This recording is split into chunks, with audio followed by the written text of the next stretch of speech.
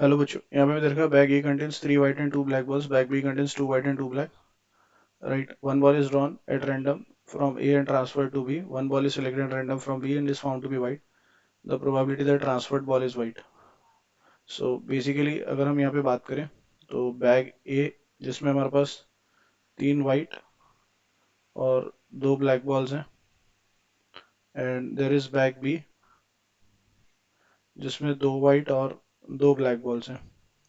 Now one ball is drawn at random from A and transferred to B.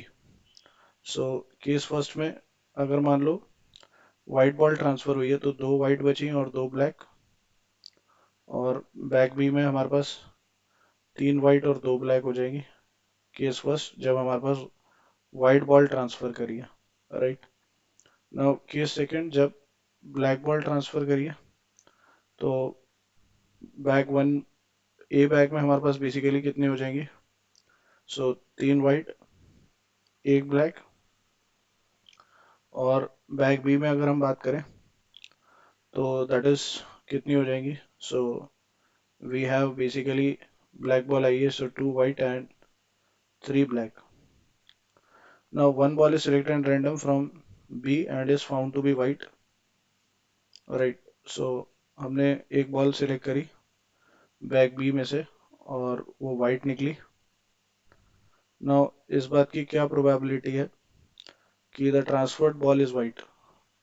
So that is यहाँ पे हम लोग white निकली और ट्रांसफर्ड बॉल वाइट इस इवेंट को लेट से सी ले लेते हैं और ट्रांसफर्ड ब्लॉक इवेंट बी को डी ले लेते हैं.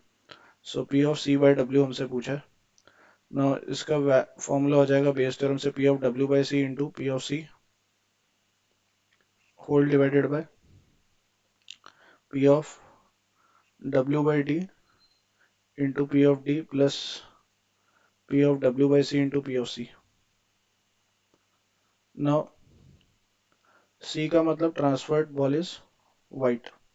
सो वाइट बॉल ट्रांसफर होने की जो प्रोबेबिलिटी है दैट इज 3/5, और बेसिकली वाइट ट्रांसफर हो चुकी है उसके बाद वाइट आने की probability, so that is again 3/5 whole divided by 3/5 into 3/5. Now the next is black ball transfer होने की जो प्रोबेबिलिटी है दैट इज 2/5, और उसके बाद वाइट निकलने की प्रोबेबिलिटी इज अगेन 2/5.